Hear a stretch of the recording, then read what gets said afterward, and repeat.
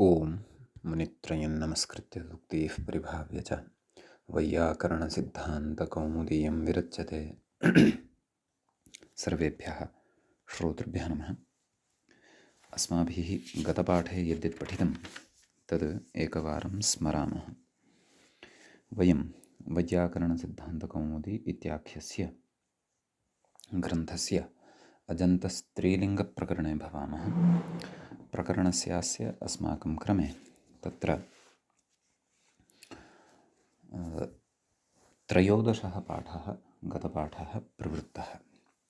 अस्मिन् त्रयोदशे पाठे सर्वादौ वयम् अतिस्त्रिशब्दं पुल्लिङ्गे दृष्टवन्तः। यद्यपि स्त्रीलिङ्गप्रकरणं वयं पठन्तः स्मः, परन्तु तत्र प्रसङ्गानुरोधेन स्त्रीशब्दः यदा समासशक्तिकारणात् तत्र पुल्लिङ्गतां गृहीतवान् भवति, स्त्री नाम समस्तपदस्य पुल्लिङ्गता कारणात्, तदा तत्र का व्यवस्था इत्येतस्मिन् विषये वयं तत्र दृष्टवन्तः, तत्र रूपाणि दृष्टवन्तः। तत्र स्त्रियम् अधिक्रान्तः अतिस्त्रीः इति रूपं तत्र पठितं। द्विवचने अतिस्त्रियौ इति च तत्र भवति। जसि परतः तत्र केचन विशेषाः उक्ताः, जसादिविभक्तिषु परतः जष्टा ङे ङसि ङस् आम् ङि इत्येतेषु परेषु तत्र केचन विशेषाः दर्शिताः। ते च विशेषाः तत्र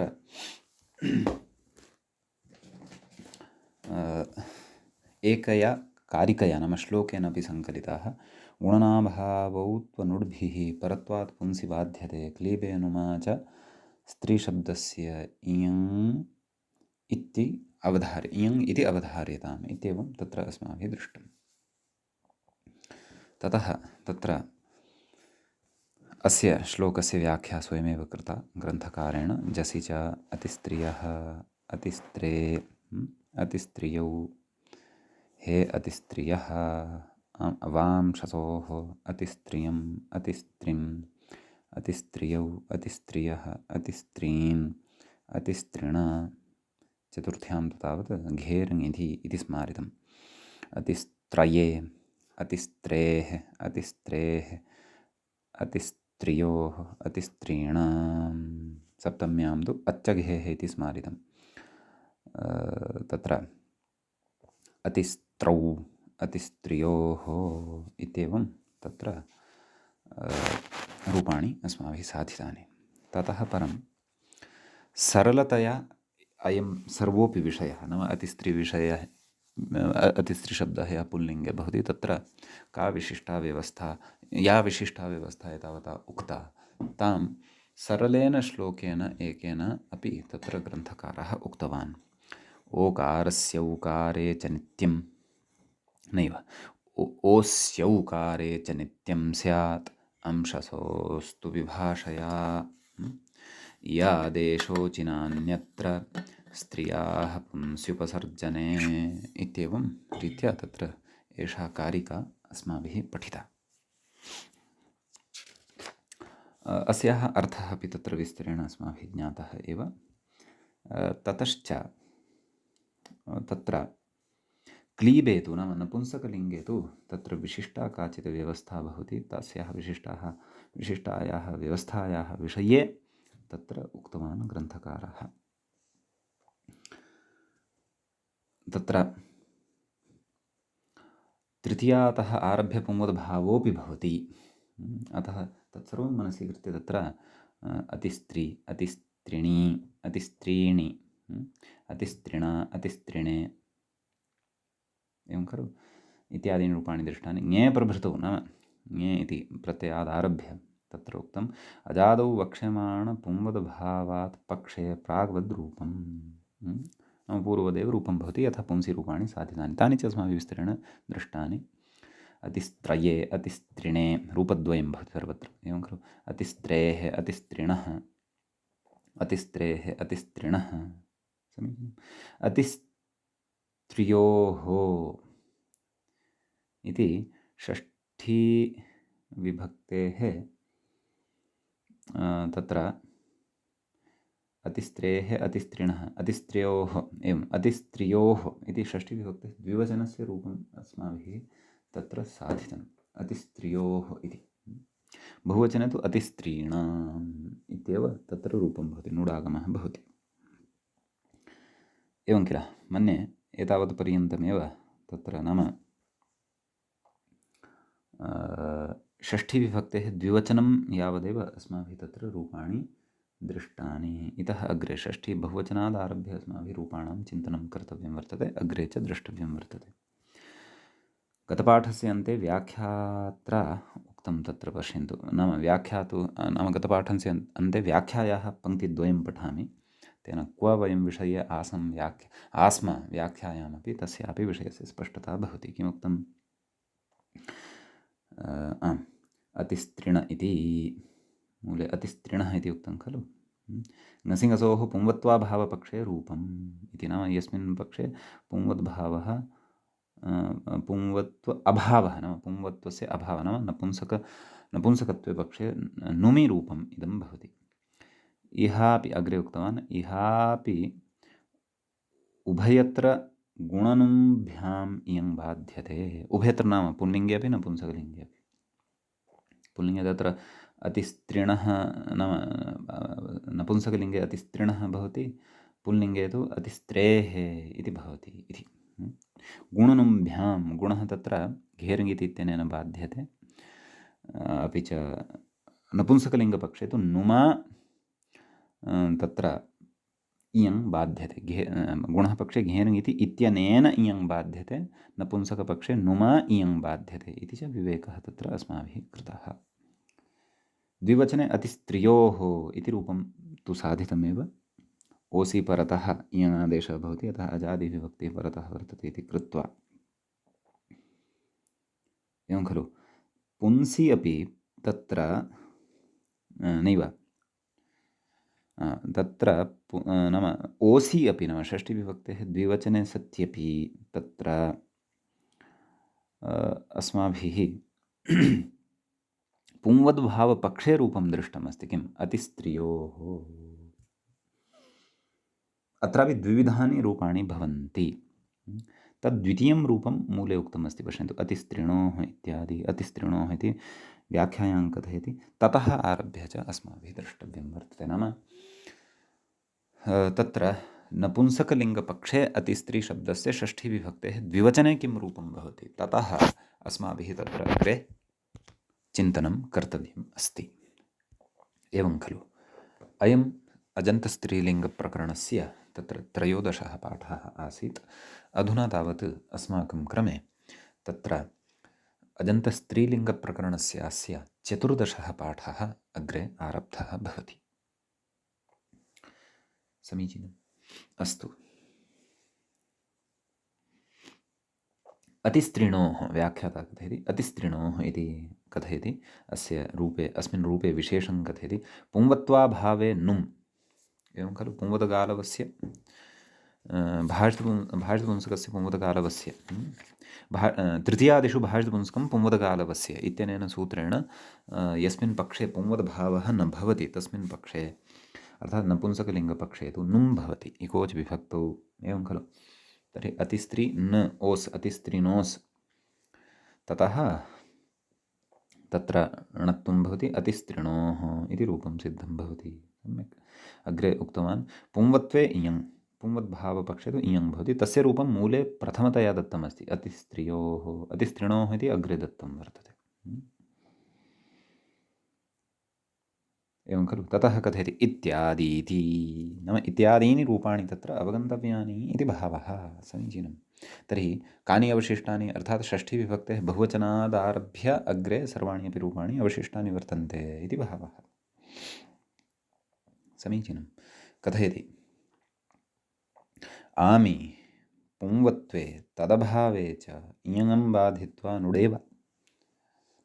आमि परतः पुंवद्भावः अस्ति अथवा नास्ति, उभय पक्षे अपि तत्र नाम पुंवद्भावे सति तत्र इयं प्राप्तः भवति, परन्तु तत्रापि सर्वात्मना नुडेव भवति, नाम तमपि नाम इयङादेशम् अपि प्रबाध्य तत्र नुडेव भवति इति समीचीनम्। अग्रे कथयति न तु नुम्, परन्तु नुम् तु तत्र न भवति इति। कुतः? नुमचिरतिर्ज्वद्भावेभ्यो नुट् पूर्वविप्रतिषेधेन। अत्र पूर्वः अपि नुट् विप्रतिषेधेन तत्र बलीयस्त्वं भजते, तस्य एव प्रवृत्तिः भवति। तर्हि अतिस्त्री नाम कथयति अग्रे, नामीति दीर्घः, नाम इत्यनेन दीर्घः भवति, अतिस्त्री नाम णत्वं भवति, अतिस्त्रीणाम् इति रूपं भवति। सम्यक्।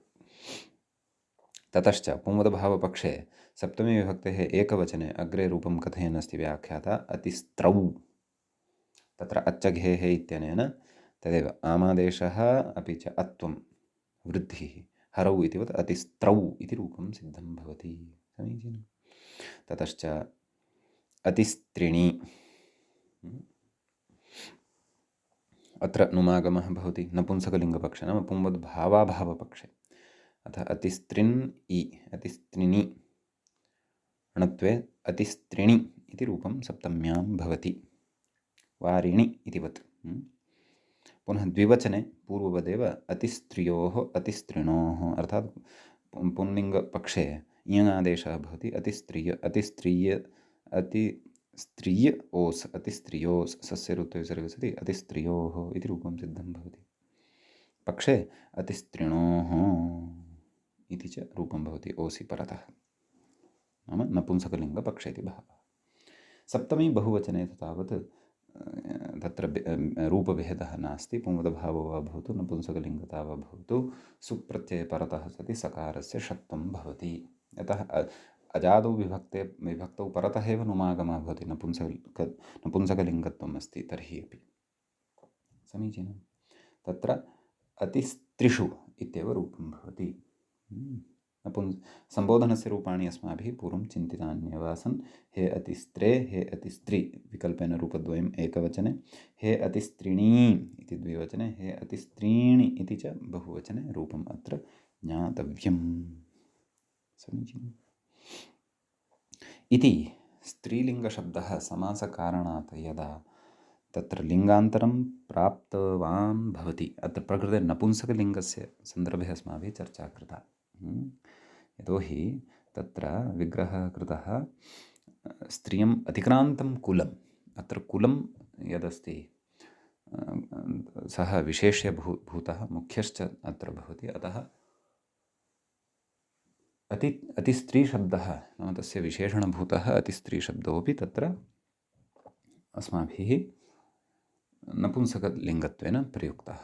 तस्मिन् समासे च स्त्रीशब्दः नाम समासस्य एकदेशत्वेन स्त्रीशब्दः पठितः भवति।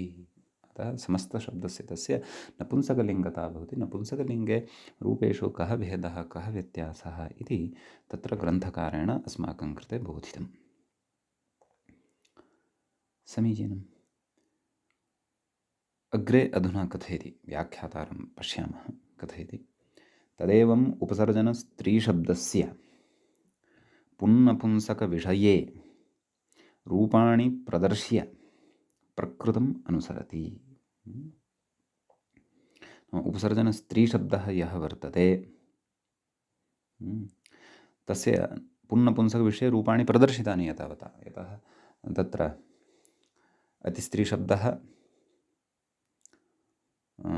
तत्र अतिक्रान्तः स्त्रीं यः सः अतिस्त्री इति शब्दः यः तत्र सिद्धः, अतिक्रान्तं स्त्रीं यत्कुलम्, अतिक्रान्तः स्त्रीं यत्कुलं तत्कुलम् अपि तत्कुलम् अतिस्त्री भवति इत्यत्रापि रूपाणि दृष्टानि। इदानीं कथयति प्रकृतम् अनुसरति, नाम मुख्यतया यदिदं प्रकरणं वर्तते अजन्तस्त्रीलिङ्गम्, अतः स्त्रीलिङ्गं शब्दम् आदाय तत्र अधुना अग्रे विमर्शं करोति इति। नाम स्त्रीशब्दोऽपि नाम समासशक्तिकारणात् अथवा समासविधानात् स्त्रीशब्दः यः वर्तते सः पुल्लिङ्गतां यथा प्राप्नोति, नपुंसकलिङ्गतां यथा प्राप्नोति, तद्वत् स्त्रीलिङ्गतामपि प्राप्नुयात् खलु। अतः तत्र उच्यते अग्रे। स्त्रियां तु प्रायेण पुंवत्। व्याख्याता तत्र इङ्गितं करोति। स्त्रियान्त्विति मूले पश्यन्तु। स्त्रियां तु प्रायेण पुंवत् नाम स्त्रीलिङ्गे तु अत्र रूपाणि यथा पुल्लिङ्गे रूपाणि भवन्ति तद्वदेव सन्ति। प्रायेण अर्थात् आधिक्येन बहु तत्र व्यत्यासः नास्ति। एवं खलु। तर्हि तत्र अग्रे तत्रापि अतिस्त्री इति शब्दः सेत्स्यति। तत्र कथयति किम् अग्रे पश्यन्तु। नाम रूपस्य विग्रहं प्रदर्शयति किम् अति नाम स्त्रियम् अतिक्रान्ता इति विग्रहे अत्यादयः क्रान्ताद्यर्थे द्वितीयया इति किञ्चन वार्तिकम् अग्रे पठिष्यते। पूर्वमपि उक्तं पुनः वदामि। स्त्रियम् अतिक्रान्ता इति विग्रहे अत्यादयः इति समासे नाम अत्यादयः क्रान्ताद्यर्थे द्वितीया इत्यनेन समासः भवति। अलौकिकविग्रहः कथम् अतिक्रान्ता सु क्षन्तव्यः स्त्री अति इति अलौकिकविग्रहः। एतेन वार्तिकेन समासः प्रातिपदिकसंज्ञा सुब्लुक् अति इत्यस्य पूर्वनिपातः अतिस्त्री इति सिद्ध्यति। सम्यक्। अग्रे कथयति इति समासे एतत् इतः परं कथयति गोस्त्रियोः इति ह्रस्वत्वे सति गोस्त्रियोरुपसर्जनस्य इत्यनेन तत्र ह्रस्वत्वं विधीयते। ह्रस्वत्वे सति अतिस्त्रीशब्दः अत्रापि अतिस्त्रीशब्दः एव सिद्धः भवति। सम्यक्। ततः कथयति तस्य प्रायेण उदाहृतपुल्लिङ्ग अतिस्त्रीशब्दवद्रूपाणि इत्यर्थः। नाम यथा पुल्लिङ्गे अतिस्त्रीशब्दः उदाहृतः तद्वदेव अत्रापि रूपाणि भवन्ति इति। अग्रे कथयति शशि अतिस्त्रीरिति। शशि नाम शस् प्रत्यये परतः तु विशेषः अस्ति, परन्तु प्रथमाविभक्तौ तर्हि कानि रूपाणि अस्माभिः साधितानि अतिस्त्रिः अतिस्त्रियौ अतिस्त्रियः इयङादेशः खलु कृतः। एवं खलु सम्बोधने हे अतिस्त्रे हे अतिस्त्रियौ हे अतिस्त्रियः इत्येवमेव रूपाणि भविष्यन्ति अत्र। यतः उपसर्जनह्रस्वत्वानन्तरं ह्रस्व इकारान्तः शब्दः एषः सिद्धः वर्तते। सम्यक्। द्वितीयाविभक्तेः एकवचने अतिस्त्रियम् अतिस्त्रीं कुतः विकल्पेन रूपद्वयं यतोहि वांशसोः अंशसोः परतः विकल्पेन इयङादेशः अस्माभिः पठितः। अतः द्वितीयाविभक्तेः एकवचने अतिस्त्रियम् अतिस्त्रीम् इति रूपद्वयं भवति। द्विवचने इयङादेशे अतिस्त्रियौ इति भवति। बहुवचने तदेव शसः विषये उक्तं तत्र मूले पश्यन्तु शसि अतिस्त्रीः इति कथयति। शसि अतिस्त्रीरिति वांशसो इति इयङावहवे पूर्वसवर्णदीर्घे सत्यपि स्त्रीलिङ्गत्वात् तस्मात् छसः इति नत्वन्नेति भावः। नाम तस्मात् छसो नः पुंसि इत्यनेन नत्वं न भवति। अतः इयङः पक्षे अत्र अतिस्त्रियः इति रूपं भवति। इयं तु यस्मिन् पक्षे न भवति तत्र तु मतीः इतिवत् अतिस्त्रीः इत्येव इत्यपि रूपं भवति इत्यत्र अपि अस्माभिः तत्र कश्चन विवेकः कर्तव्यः। समीचीनम्।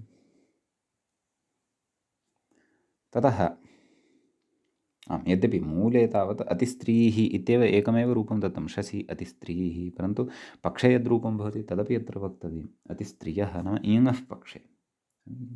व्याख्यात्रा तु तत्र यद्रूपं दत्तं तद्विषये एव विशेषः उच्यमानः वर्तते। नाम तस्मात् छसो नः पुंसि इत्यनेन तत्र नत्वं न भवति। पुल्लिङ्गे अस्माभिः नत्वं दृष्टम् अतिस्त्रीन् इति, परन्तु इयङः पक्षे तत्रापि अतिस्त्रियः इति आसीत्। अतः अत्रापि विकल्पेन इयङादेशः वर्तते। अतः अतिस्त्रियः इत्यपि रूपम् अतिस्त्रीः इत्यपि रूपं भवत्येव। सम्यक्। अग्रे इति विभक्तिद्वयं जातम्। अग्रे व्याख्याता कथयति अतिस्त्रियेति। मूले पश्यन्तु अतिस्त्रिया अर्थात् तृतीयाविभक्तेः एकवचनस्य रूपं प्रदत्तं वर्तते। कथयति व्याख्याता स्त्रीलिङ्गत्वात् नात्वाभावे इयम्। एवं खलु नाम स्त्रीलिङ्गम् अत्र नास्ति, अतः तत्र आङ्ना स्त्रियाम् इत्यनेन न इत्यपि अस्य स्थाने न भविष्यति। कस्य स्थाने? तत्र टा इति यः वर्तते तस्य स्थाने, अपि तु इयङ् एव भवति। अतः अतिस्त्रिया इति च रूपं तत्र सिद्धं भवति। एवं खलु। द्विवचने भ्यामि अतिस्त्रिभ्यां, बहुवचने अतिस्त्रिभ्यः इति रूपद्वयं भवति। तत्र अग्रे कथयति व्याख्याता, चतुर्थी विभक्तेः आरम्भः अस्ति खलु, अग्रे कथयति तत्र व्याख्याता ह्रस्वान्तत्वेति, नाम मूलं प्रति इङ्गितं करोति। मूले पश्यन्तु, ङिति ह्रस्वश्च इति ह्रस्वान्तत्वप्रयुक्तो विकल्पः इति। एवं खलु। कस्य विकल्पः तदेव कथयति व्याख्याता अग्रे।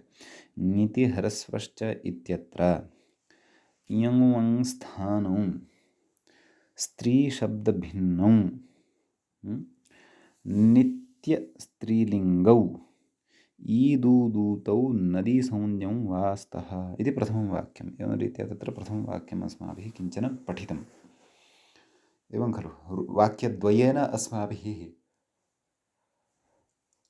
तत्र ङिति ह्रस्वश्च इत्यत्र सूत्रार्थः कृतः खलु, तत्स्मारयन् अस्ति। अग्रे कथयति ह्रस्वौ इवर्णो वर्णौ स्त्रियां नदीसंज्ञौ वा स्तः इति द्वितीयं वाक्यं। सम्यक्। एतद् द्वितीयं वाक्यं भवति। समीचीनम्।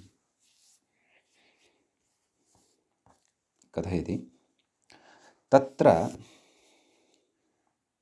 द्वितीयवाक्यात् अतिस्त्रीशब्दस्य ङित्सु नदीत्वविकल्पः इत्यर्थः। अर्थात् ङिति ह्रस्वश्च इत्यनेन सूत्रेण अत्र नदीसंज्ञायाः विकल्पः भवति। तत्रापि द्वितीयवाक्यं नाम द्वितीयः सूत्रार्थः तत्र सूत्रस्य, नाम सूत्रार्थे द्वितीयं वाक्यं, द्वितीयेन वाक्येन यः अस्माभिः अर्थः बोध्यते तमर्थं पुरस्कृत्य, अथवा तस्य अर्थस्य अत्र प्रवृत्तिः भवति, तमर्थं पुरस्कृत्य अत्र नदीत्वस्य विकल्पः उच्यते। एवं खलु। ततः तत्र तदेव मूले अपि इदमेव उक्तं, ङिति ह्रस्वश्च इति ह्रस्वान्तप्रयुक्तो विकल्पः। समीचीनम्। अग्रे चतुर्थी विभक्तेः एकवचने रूपद्वयं साधनीयं वर्तते, परन्तु ततः पूर्वम् इतोपि काचित् सिद्धान्तचर्चा क्रियमाणा वर्तते। कथयति ननु नेङुवङ्स्थानावस्त्री इत्यतः अस्त्री इत्यस्य अनुवृत्तेः कथमिह नदीविकल्पः इत्यतः आह, नाम अस्त्री इत्यस्य अनुवर्तनं भवति खलु। अत्र स्त्रीशब्दः अस्ति एव, अतः तत्र नदीविकल्पः कुतः? स्त्रीशब्दं विहाय एव तत्र इयङ् स्थानौ यौ स्तः तयोः इयङादेशः भवति इति खलु उच्यते। अतः ततः परन्तु ततः अस्त्री इत्यस्य अत्र अनुवर्तनं वर्तते, तस्य अत्र अनुवर्तनम् अस्ति इति कृत्वा कथं वा अत्र नदीत्वविकल्पः वक्तुं शक्यते अतिस्त्री इति शब्दे?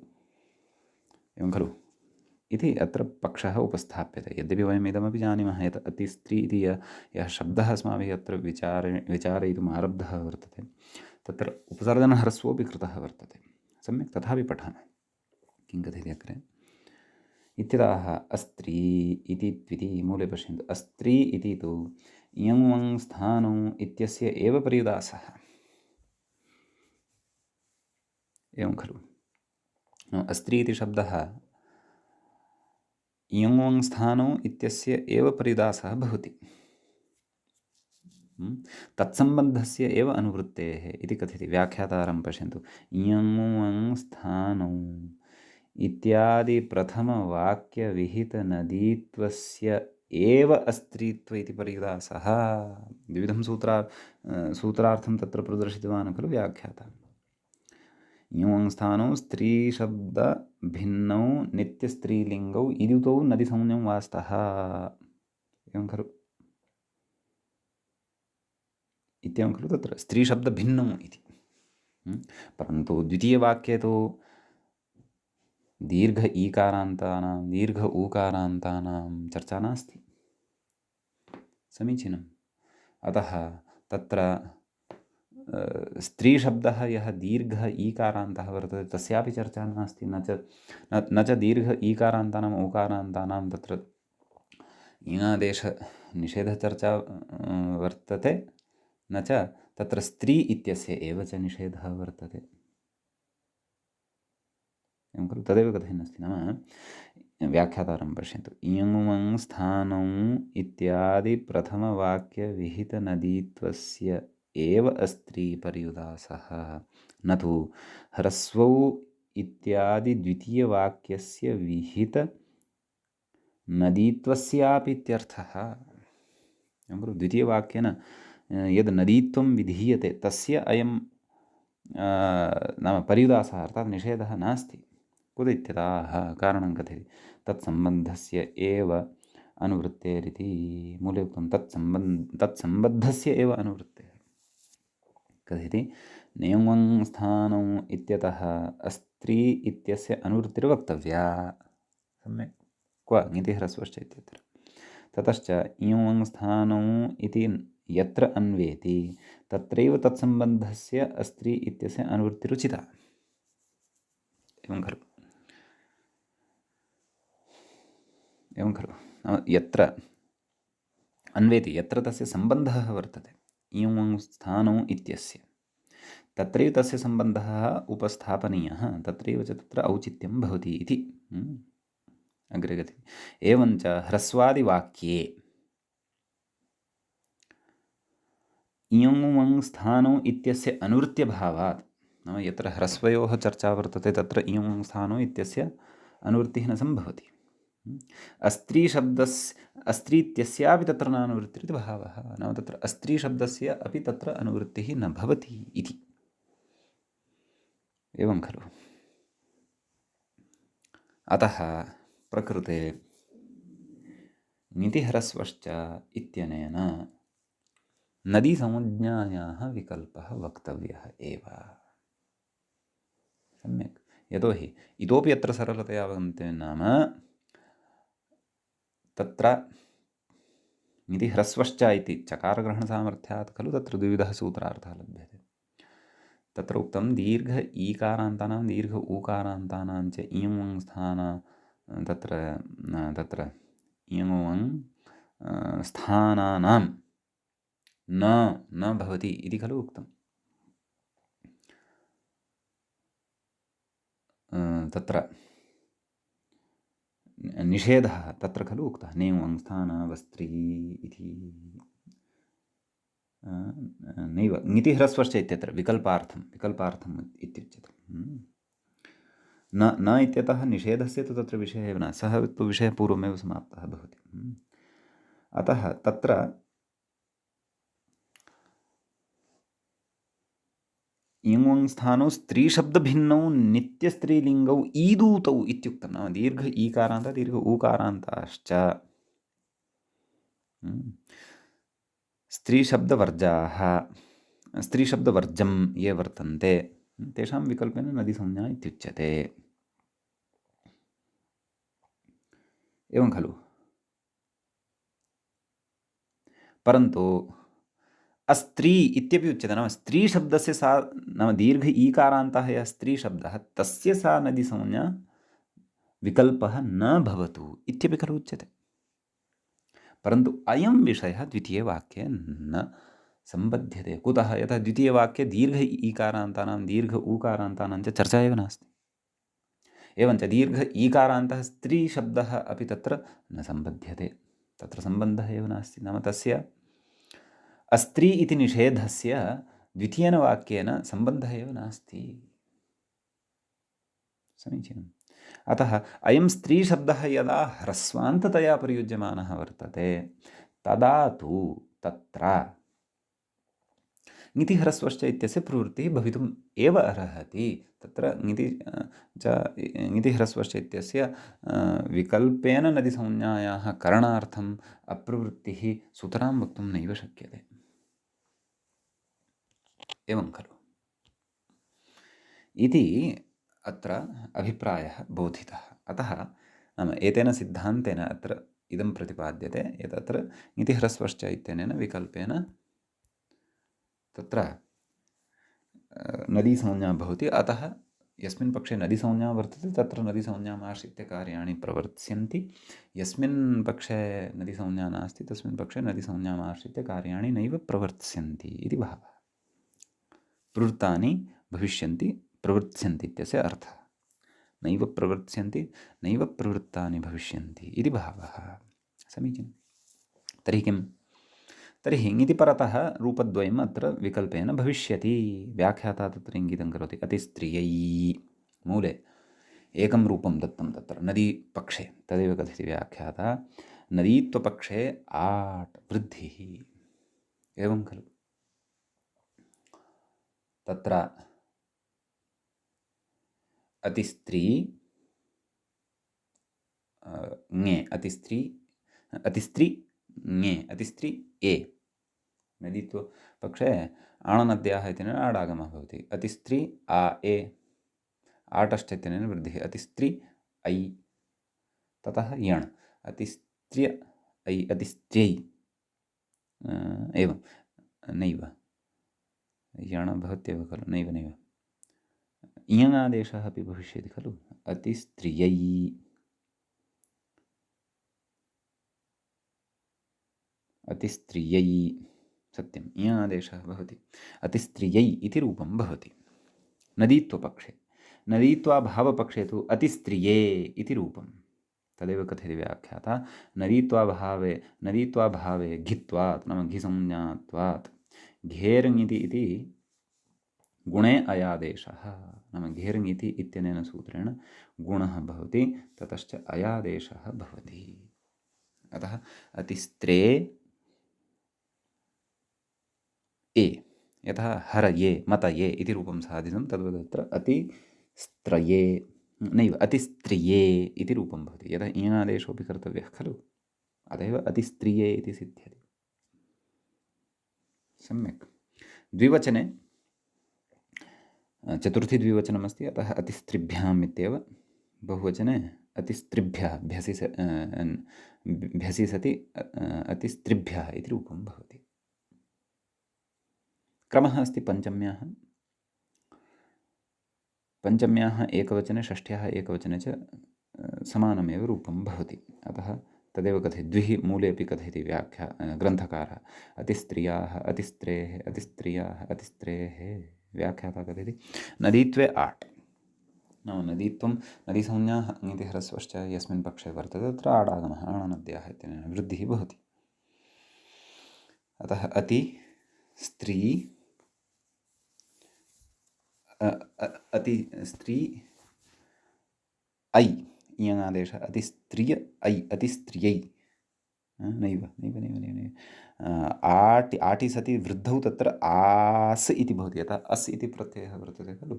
अतः अतिस्त्रिय आस् मेलनेन अतिस्त्रियास्, सस्य रूपविसर्गे सति अतिस्त्रियाः इति रूपं तत्र सिद्धं भवति। समीचीनम्। अग्रे कथयति तदभावे गुणः, नाम नदीत्वं यस्मिन् पक्षेन भवति तस्मिन् पक्षे गुणः भवति, घेर्ङिति इत्यनेन गुणः भवति, अर्थात् इकारस्य एकारः भवति। अतिस्त्रे, अयं गुणः इङमपि प्रबाध्ये प्रवर्तते, प्रबाध्ये प्रवर्तते, एवं खलु। तर्हि अति स्त्रे,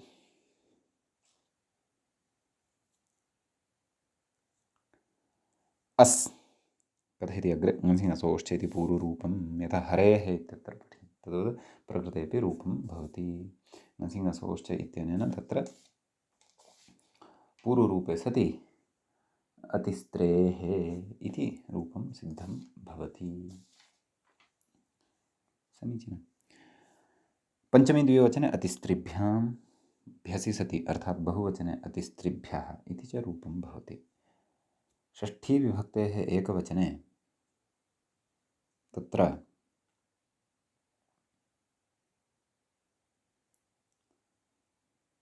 पञ्चमी विभक्तेः एकवचनवदेव रूपम्, अतिस्त्रेः इति। सम्यक्। षष्ठी विभक्तेः द्विवचने तु अतिस्त्रियोः इति रूपम्, ओसि सति तत्र इयङादेशे च सति अतिस्त्रिय ओस्, अतिस्त्रियोस्, सस्य रूपविसर्गे सति अतिस्त्रियोः इति रूपं सिद्धं भवति। सप्तमी विभक्तेः रूपं दत्तं वर्तते मूले अतिस्त्रीणाम्। अत्र तु नुडेव भवति, इयङं प्रपाद्य नुडेव भवति। अतः अतिस्त्री आम् नाम नोटि सति नाम भवति, नामी इत्यनेन दीर्घे सति अतिस्त्रीणाम् इति रूपं भवति। समीचीनं। द्विवचने षष्ठी द्विवचनवदेव अतिस्त्रियोः इति रूपं भवति। बहुवचने एवं सप्तम्याः बहुवचने, परन्तु सप्तम्याः एकवचने अत्र रूपद्वयम् उच्यमानं वर्तते। पश्यन्तु, अतिस्त्रियाम् अतिस्त्रौ इति वर्तते खलु।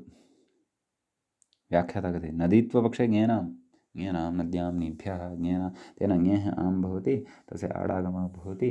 ततः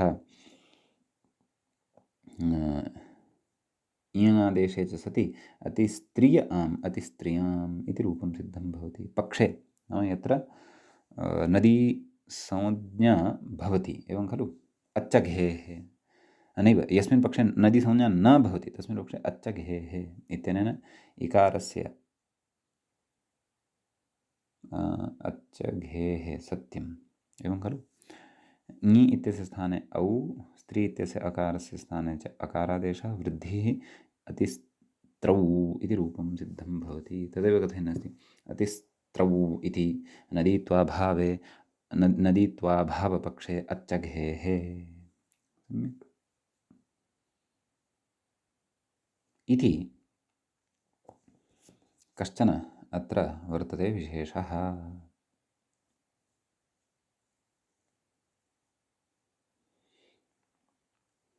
समीचीनम्। आम्, तर्हि स्त्रीशब्दविषये यावानपि विशेषः आसीत् समासे असमासे, समासे अपि पुंसि स्त्रियां नपुंसकलिङ्गे वा, सः सर्वोऽपि विशेषः एतावता ग्रन्थकारेण तत्र सूक्तः, सुष्ठुतया उक्तः। समीचीनम्। अधुना तत्र अग्रे कश्चन विशेषः नाम विशिष्टः शब्दः आरभ्यमानः वर्तते। व्याख्याता इङ्गितं करोति श्रीरिति। श्री इति शब्दविषये इदानीं चर्चा अग्रे करिष्यते। तस्य व्युत्पत्तिं दर्शयति आदौ। श्रीः इति प्रथमाविभक्तेः एकवचनस्य यद् रूपं मूले उक्तं वर्तते खलु, श्रीः, तत्र मूलतः व्युत्पत्तिं विचारयन् व्याख्याता अग्रे गच्छति। किं कथयति पश्यन्तु। आम्, कथयति श्रयन्ति एताम् इति श्रीः। श्रियसेवायाम् इति धातोः अपि इति धातुः अत्र वर्तते, श्री इति अवशिष्यते। ततः क्विप् प्रत्ययः क्रियते, सम्प्रसारणं क्रियते, दीर्घश्च तत्र विधीयते। तदर्थमग्रे सूत्रं कथयन्नस्ति व्याख्याता। क्विब् वचि प्रच्छायतस्तु कटप्रूजुषीणां दीर्घो सम्प्रसारणं च इति एकं सुदीर्घं तत्र सूत्रं भवति। समीचीनम्। एतेन सूत्रेण क्विप् प्रत्ययः विधीयते। प्रकृतेः दीर्घश्च अपि च प्रकृतिः तत्र या वर्तते तस्याः दीर्घोऽपि तत्र विधीयते। तर्हि श्री इति ह्रस्वान्तः धातुः भवति। श्री क्विप् प्रकृतेः दीर्घः, अर्थात् श्री इत्यत्र यः इकारः वर्तते तस्य स्थाने दीर्घः भवति। अचश्च इति परिभाषया, अर्थात् इकारस्य दीर्घः भवति। अतः श्री क्विप् इत्यस्य तु सर्वलोपः भवति। कथयति श्रीशब्दात् सुः नाम अस्मात् श्री इति शब्दात् सुप्रत्ययो भवति। कथयति अङ्यन्तत्वान्न सुलोपः इति। नाम श्रीशब्दः ङन्तः नास्ति, अत्र ईकारः प्रकारान्तरेण लब्धः वर्तते। स्त्रीप्रत्ययः यः ङी तस्य अनुग्रहेण अथवा तस्य विधानेन न लब्धः वर्तते। अतः सोर्लोपः अत्र न भवति। अतः प्रथमाविभक्तेः एकवचने अत्र श्रीः इत्येव रूपं भवति इति भावः। समीचीनं। ततः द्विवचने रूपं भवति श्रियौ, बहुवचने श्रियः। व्याख्याता कथयति श्रियौ श्रियः अतः श्रि औ श्रि अस् इति स्थितिः भवति, जसः अस् अवशिष्यते अतः। अग्रे कथयति दीर्घाज्जसि च इति पूर्वसवर्णनिषेधे इको यणचि इति यणि प्राप्ते, एवं खलु पूर्वसवर्णदीर्घं दीर्घाज्जसि इत्यनेन पूर्वसवर्णदीर्घस्य निषेधः भवति, तथा गौर्यौ इत्यादिषु यथा इको यणचि इति यण् प्राप्तः भवति तद्वत् अत्र यणि प्राप्ते धात्ववयव इवर्णान्तत्वात्, नाम धातुः आसीत् एषः श्री, तस्य च अवयवभूतः अयम् इकारः, इवर्णान्तत्वात् अचिष्णु धातु इति यङ्, अर्थात् अचिष्णु धातु भ्रुवाङ् योर्यङ् इत्यनेन सूत्रेण इयङादेशः भवति ईकारस्य स्थाने, अतः श्रिय औ श्रियौ इति रूपं तत्र सिद्धं भवति। व्याख्याता कथयति एकाच्त्वात् संयोगपूर्वकत्वाच्च यणन, अतः अर्थात् एरनेकाचो संयोगपूर्वस्य इत्यनेन सूत्रेण इयङं प्रबाद्य अत्र यण् भवितुं नार्हति, यतोहि तदीयानि निमित्तानि अत्र न सन्ति, तदीयाः निषेधः अत्र प्रवर्तन्ते, अतः सर्वात्मना यण् न, परन्तु द्विवचने बहुवचने च तत्र इयङादेश एव भवति इति भावः। समीचीनं। श्रीः श्रियौ श्रियः इति प्रथमा विभक्तिः तत्र सिद्धा भवति। समीचीनं। तत्र सम्बोधने सोर्लोपः तत्रापि न भवति, अतः हे श्रीः इत्येव भवति। द्विवचने हे श्रियौ, बहुवचने हे श्रियः इत्येवमेव तत्र इमानि सर्वाणि रूपाणि अपि अस्माभिः ज्ञातव्यानि। सम्यक्। एतावता तु विशेषः नास्ति, अग्रे विशेषः वर्तते। श्री शब्दसम्बद्धः कश्चन विशेषः वक्ष्यते। तत्र व्याख्याता कथयति पश्यन्तु।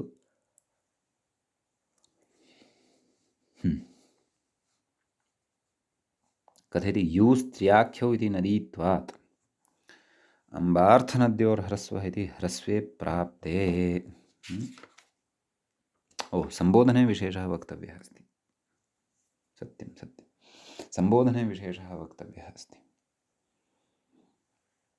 अतः तदेव कथयति, नाम किमिति यूस्त्र्याख्यौ नदी, कथञ्चित् नदीसंज्ञा तु अस्ति एव खलु, अतः अम्बार्थ कथयति इत्यतः नैव नैव नैव कथयति यूस्त्र्याख्यौ इति नदीत्वात्, नाम नदीसंज्ञा तु कथञ्चित् अस्ति एव खलु, यूस्त्र्याख्यौ नदी इत्यनेन कस्य श्री इत्यस्य शब्दस्यापि, अतः तत्र सम्बोधने श्रीशब्दात् सुप्रत्यये परतः अम्बार्थनद्योर्ह्रस्वः इत्यनेन सूत्रेण ह्रस्वः प्राप्तः। हे गौरी इत्यादिषु यः ह्रस्वः पठितः, परन्तु ह्रस्वः अत्र नापेक्षितः, अतः ह्रस्वः अत्र नापेक्षितः, तर्हि तस्य ह्रस्वस्य निवृत्तिः कथं स्यात् तद्विषये अधुना अत्र उच्यमानम् अस्ति।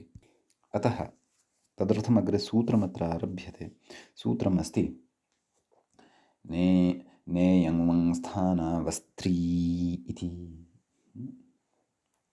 सूत्रस्य पदपरिचयः कार्यः। तत्र न इति एकं पदं भवति, अव्ययपदं भवति। समीचीनं। द्वितीयं पदं भवति इयं स्थानौ इति। तदिदं तत्र प्रथमाविभक्तेः द्विवचनान्तं भवति। अस्त्री इति प्रथमान्तं भवति, प्रथमाविभक्तेः एकवचनान्तमेव भवति। सम्यक्। तत्र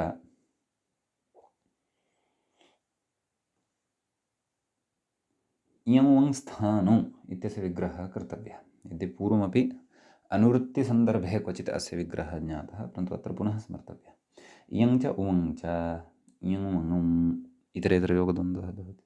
इयं वङौ स्थानं ययोः, स्थानमर्थात् स्थितिः, स्थानं ययोः तौ इयं वङ स्थानौ बहुव्रीहिः वर्तते। इतरेतरयोग द्वन्द्वगर्भबहुव्रीहि समासः अत्र वर्तते। समीचीनं। न स्त्री अस्त्री इत्यत्र नञ् तत्पुरुषः भवति इत्यपि अस्माभिः अत्र द्रष्टव्यम्।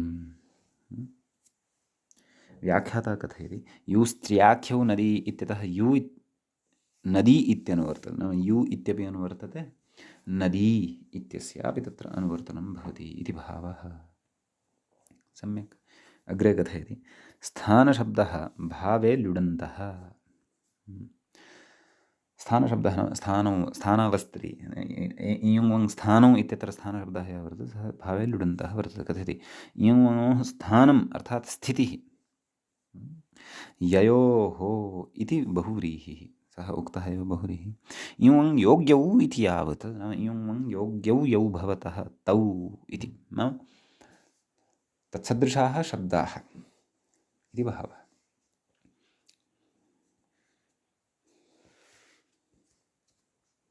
नाम तत्र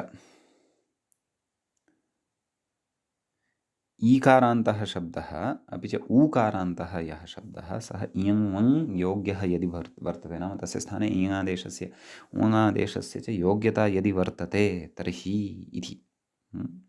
अत एव तत्र उक्तम् इयं वङ् योग्यौ इति यावत्।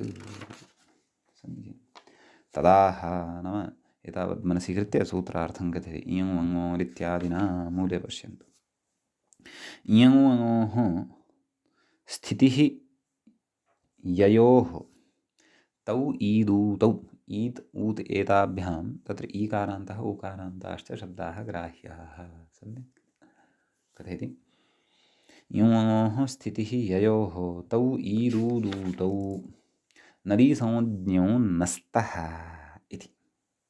तयोः नदीसंज्ञा एव न भवति। एवं खलु नदीसंज्ञायाः निषेधः एव उच्यते न तु स्त्री इति। परन्तु स्त्रीशब्दविषये अयं निषेधः न प्रवर्तते। स्त्रीशब्दस्तु नदीसंज्ञकः भवति इति भावः। तद्विषये च रूपाणि अस्माभिः अथवा अस्त्री इति निषेधस्य प्रयोजनम् अस्माभिः पूर्वं पठितमेव। समीचीनम्। तर्हि तत्र कथयति हे श्रीः कथयति अजादौ इयं योग्यत्वात् नदीत्वनिषेधात् नाम अजादिप्रत्ययः यदा परतः भवति तदा अस्य ईकारस्य स्थाने इयङादेशः भवितुम् अर्हत्येव। समीचीनं। कथयति नदीत्वनिषेधात् नाम नदीत्वस्य अत्र निषेधः उच्यते इति कृत्वा अम्बार्थनद्योर्ह्रस्व इति ह्रस्वो न भवति। अम्बार्थनद्योर्ह्रस्वः इत्यनेन सूत्रेण ह्रस्वः तु तत्र न भवति इति भावः। समीचीनम्। अतः सुप्रत्यय नाम तत्र ह्रस्वः एव न भवति तर्हि सुप्रत्ययस्य लोपोऽपि न भवति खलु। अतः सु इत्यस्य यः स इति वर्णः तस्य सस्य रूपविसर्गे सति तत्र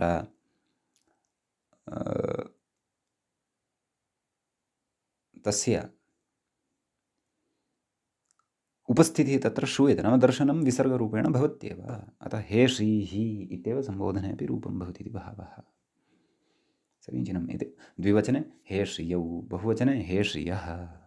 सम्बोधने कश्चन विशेषः अस्ति।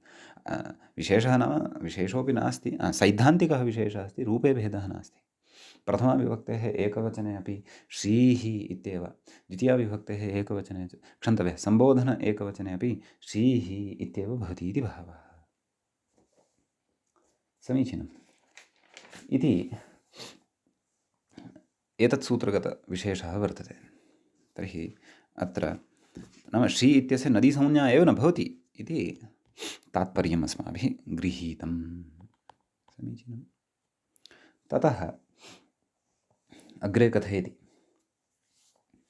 श्रियं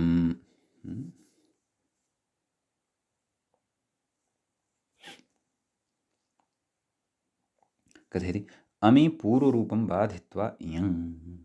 अम् प्रत्ययः यदा परतः भवति तदा अत्र पूर्वरूपं प्राप्तं भवति, परन्तु तत् पूर्वरूपमपि बाध्य वर्तते अचिष्णुधातुर्वाङ्योर्योः इत्यनेन सूत्रेण इयङादेशः एव भवति। अतः श्रिय अं श्रियम् इति रूपं सिद्धं भवति। द्विवचने बहुवचने च श्रियौ श्रियः इति अस्ति। कथयति व्याख्याता औट्षसोः पूर्ववत् यथा प्रथमाविभक्तेः एकवचने द्विवचने च रूपे साधिते तद्वद् अपि औटि परतः शसि च परतः पूर्वदेव रूपं भवति इति भावः। नाम स्त्रियौ स्त्रियः इति क्षन्तव्यः, श्रियौ श्रियः इत्येव रूपं द्वितीयायाम् अपि भवति। सम्यक्। तृतीयाविभक्तेः उपक्रमः कथयति टा श्रिया। मूलेन दत्तमिदं रूपम् अस्माभिः साधनीयं। तत्रापि इयङादेशः भवति श्रिय आ श्रिया इति रूपं भवति। चतुर्थी विभक्तेः क्षन्तव्यः, तत्र द्विवचने किं रूपं स्यात्? श्रीभ्यां गौरीभ्याम् इति वत्। बहुवचने अर्थात् तृतीया बहुवचने श्रीभिः इति च रूपं तत्र भवति। सम्यक्। ततः तत्र चतुर्थीविभक्तेः एकवचनस्य रूपं मूले प्रदत्तं वर्तते। रूपद्वयं प्रदत्तं वर्तते।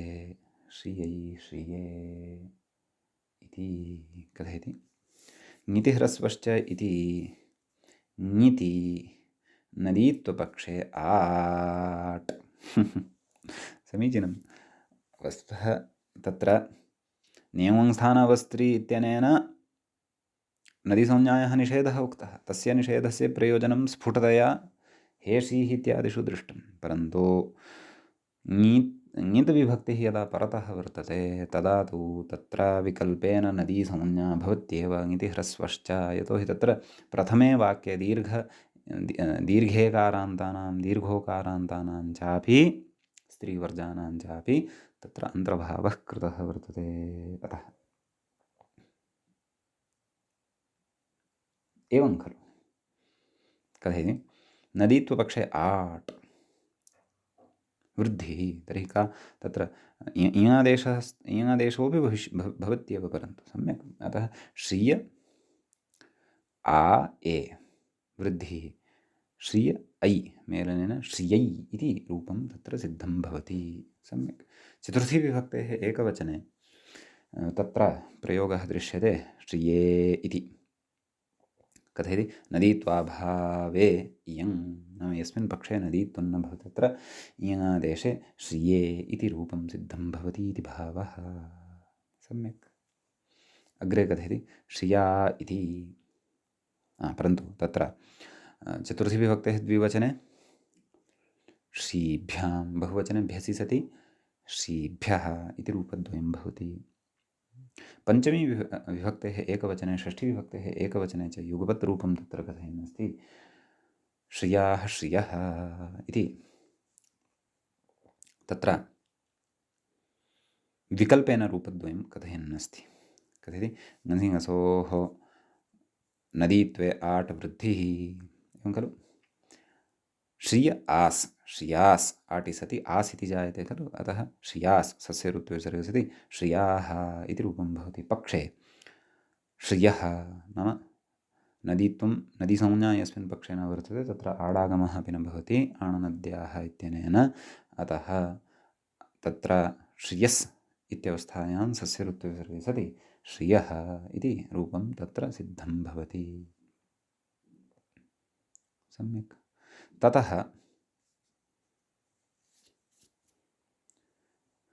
अग्रे कथयति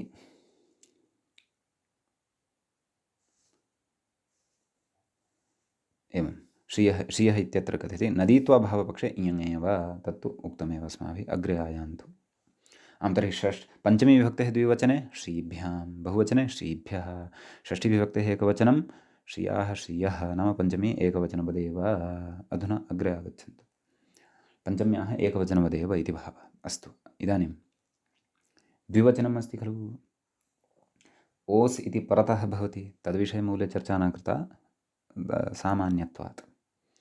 अतः तत्र ओसि सति इयङादेशः भवति श्रिय, एवं श्रिय ओस् श्रियोस् सस्य ऋत्वे सति श्रियोः इति रूपं सिद्धं भवति। बहुवचने अस्ति अत्र कश्चन विशेषः, तं विशेषम् उपस्थापयन् कथयति व्याख्याता किं ङित्वाभावात् आमि, आम् प्रत्ययः परतः भवति, अतः तस्य तत्र आम् तु ङित् नास्ति, ङितस्तु चत्वारः एव, एवं खलु ङे ङसि ङस् ङि। सम्यक्। कुतः तत्र आमः ङित्वमपेक्षितं? यतः ङितिह्रस्वश्च इति तत्र तस्य प्रवृत्तिः स्यात्। कुतः तस्य वृत्तिः स्यात्? यतः अत्र विकल्पेन नदीसंज्ञा अपेक्षिता। विकल्पेन नदीसंज्ञाम् आश्रित्य विकल्पेन रूपद्वयम् अत्र भवति, तत् साधनीयं, तदर्थं समीचीनम्। अतः तत्र कथयति ङित्वाभावात् आमि, एवं खलु। ङितिह्रस्वश्च इति अप्राप्ते, नाम ङितिह्रस्वश्च इत्यनेन सूत्रेण तत्र नदीसंज्ञा न प्राप्ता भवति, विकल्पेन न प्राप्ता भवति। अतः तत्र विकल्पेन नदीसंज्ञायाः सम्प्राप्त्यर्थं सूत्रमग्रे आरभ्यते। सूत्रं भवति एवं, किं वामि। समीचीनं। तत्र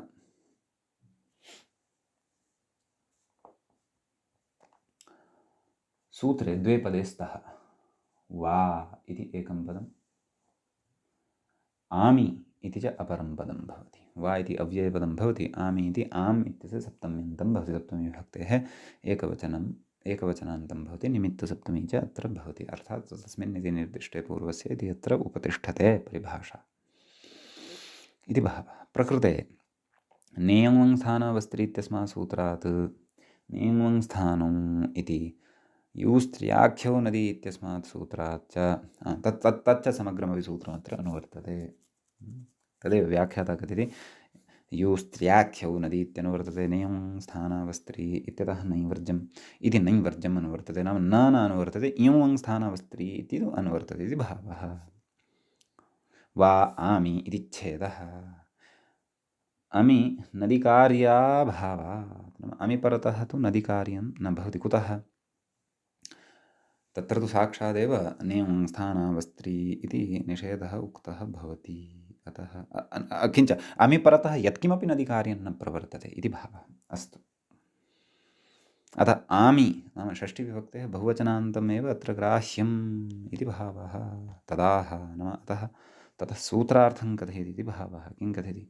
इयं स्थानम् इत्यादिना, मूले पश्यन्तु, इयं स्थानं स्त्र्याख्यौ यू अर्थात् इ उ अर्थात् ईकारान्तः ऊकारान्ताश्च ये शब्दाः। आमि नाम आम् परतः यदा भवति तदा वा नदीसंज्ञौ स्तः, विकल्पेन नदीसंज्ञकौ भवतः इति भावः।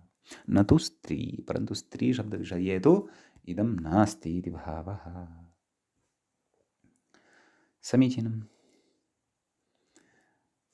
तदाह आम्, सूत्रार्थः उक्तः। अग्रे रूपमस्ति, श्रीणाम् इति कथयति। पश्यन्तु मूले, श्रीणां श्रियां रूपद्वयं दत्तं खलु।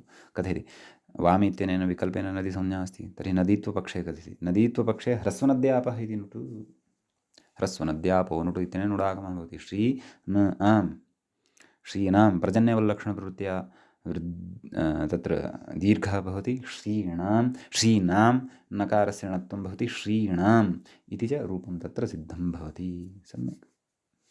पक्षे श्रियाम् इति भवति। तत्र इयादेशे सति श्रिय आं श्रियाम् इत्येव रूपं भवति। सम्यक्। तदेव कथयन्नस्ति नदीत्वाभावे इयम् इति। सम्यक्। अग्रे श्रियां शीति इति कथयति। मूले दत्तं खलु, श्रियां श्री इति कथयति। नदीत्वपक्षे ङेराम् आट् इयम्, एवं खलु। ङेरां नद्यां निभ्यः इत्यनेन ङी स्थाने आम्, आणनद्याः इत्यनेन आडागमः, इयङादेशः, श्रिय आम्, आम् अनयोः तत्र वृद्धिरपि। अतः श्रिय आम् श्रियाम् इति रूपं सिद्धं भवति। कथयति नुट्तु न, नाम अत्र आमि परतः आणनद्याः इत्यनेन नुट्तु न शङ्कनीयः, नैव। केन? ह्रस्वनद्यापः नुट् सत्यम् इत्यनेन नुट्तु न शङ्कनीयः। कुतः?